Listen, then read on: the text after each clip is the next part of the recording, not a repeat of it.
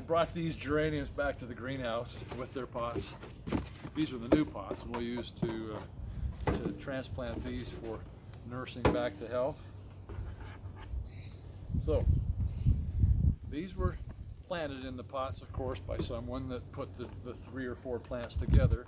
There's a geranium, here's a grass, and I'm going to set these in the pot for now while I make enough soil.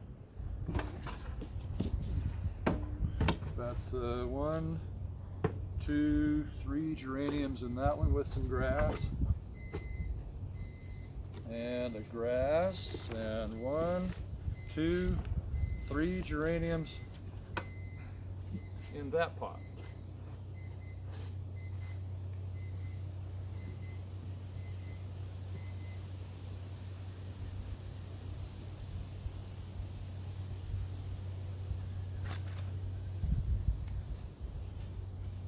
Okay, then we'll clean out some of the soil here. Just some of the leaves can go in our compost bucket. Weed seeds from the tree next door. And some maple tree seeds from our tree. Clean that soil up a little bit. Looks like we might need a little more soil too, so I brought some peat moss over. Create about that much, should be plenty for this planting. There's some composted steer manure. That'll be good stuff. And some perlite.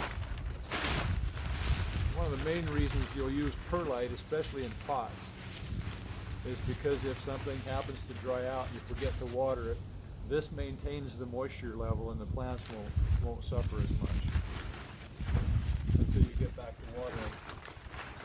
This will hold on to the water, so you'll see this part of the soil might be totally dried out and the pot's really lightweight, but because there's some of this in there, the plant's roots can still see moisture. So we'll mix some of that in there.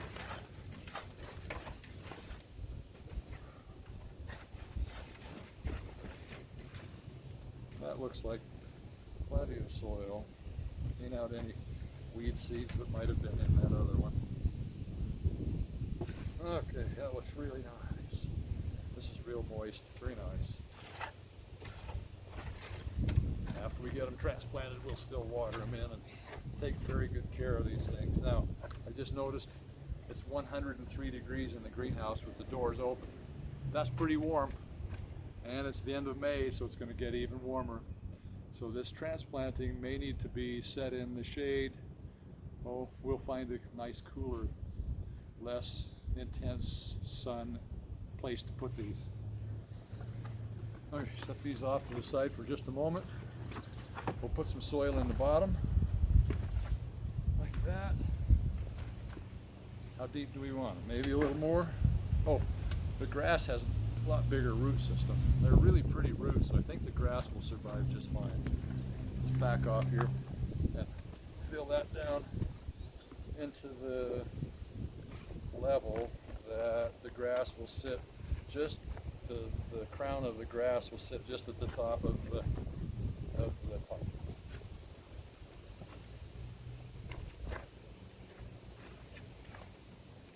How's that? That looks nice.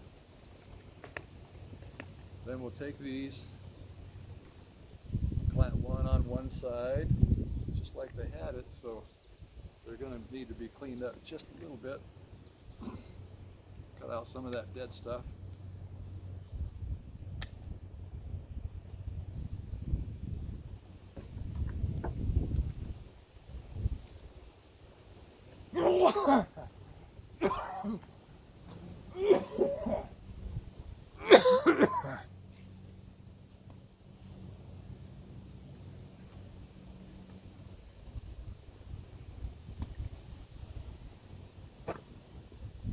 They have roots, and they're sturdy. They have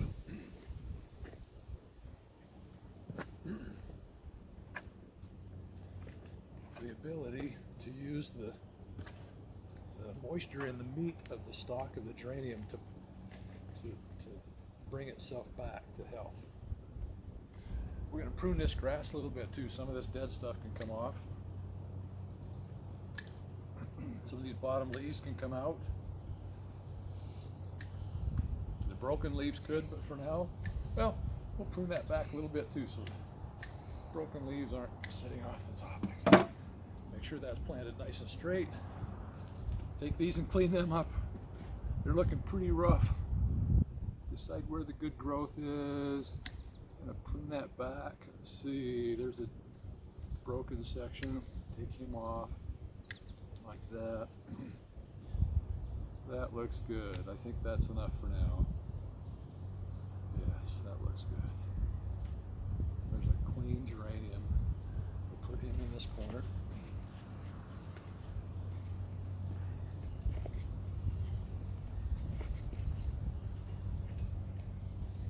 We'll put the other one in this corner.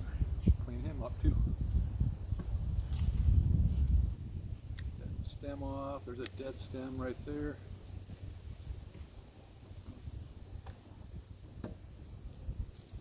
Clean the dead leaves out of there so we can monitor its progress. Don't want a lot of junk inside the plant here. Take that dead stem out. Take that dead stem off. Just frozen freezer damage from a frosty night when we weren't paying attention to the temperature the night before, and it got it. Okay, that looks pretty good. That looks nice. Plant him down in there. Get all those roots down in, out of the air, down in the soil.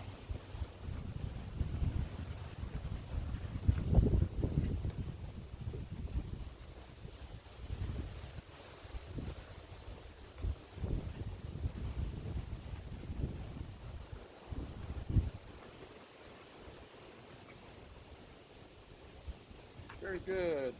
Put some water on that one and she'll be done. Let's do the next one. Yeah, they're looking pretty ratty. But before long, we'll have a healthy geranium. Now, we used to go visit my sister in Riverside, California, and she had these things growing wild in her front yard. We can't do that here. They like to freeze and die. Let's clean up this one. There's one green leaf, maybe two, but you can see some green in the stalk, and the rest of the stalk is dead. So we'll cut most of that off, maybe not too close to the new growth, and cut all of the main frozen dead stuff out of there. Now you can see the little leaves, and it will actually grow and do just fine. Oh, it looks like they were grown in a cardboard or peat moss potting of some sort. I'll peel that off. Huh. Yeah. Open that root system up just a little bit. Okay, that one's clean. The grass still looks pretty good on this plant. Wow. Weed seeds out of there. Set him aside. Clean this guy up. Now this little geranium is in pretty good shape.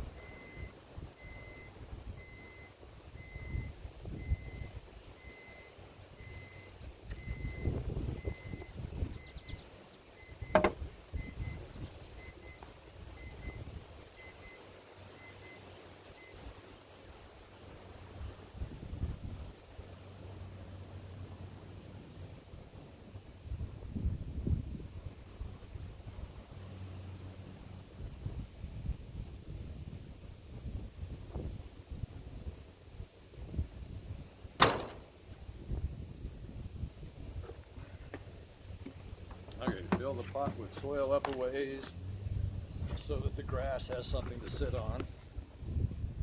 Those roots look real pretty. Okay, so let's put that down in there.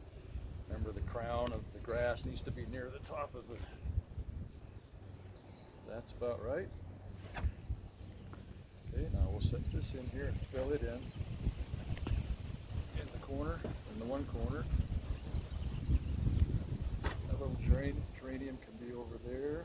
And this geranium can be in this corner.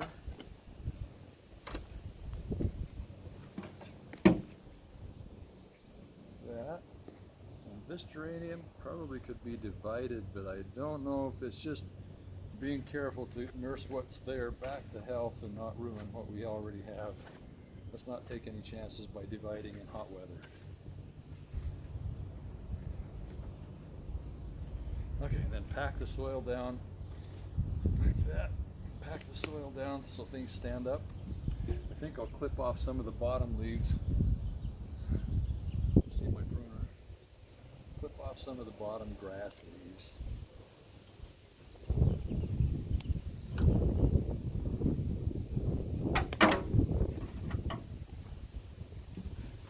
Oh, there's the pruner down in the soil. Shear it.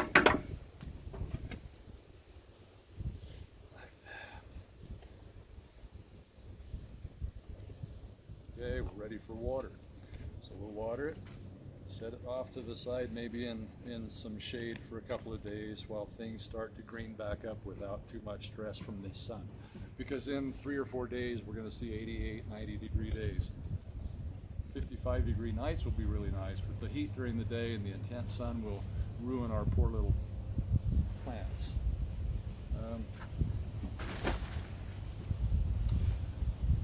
Very good. We'll check back.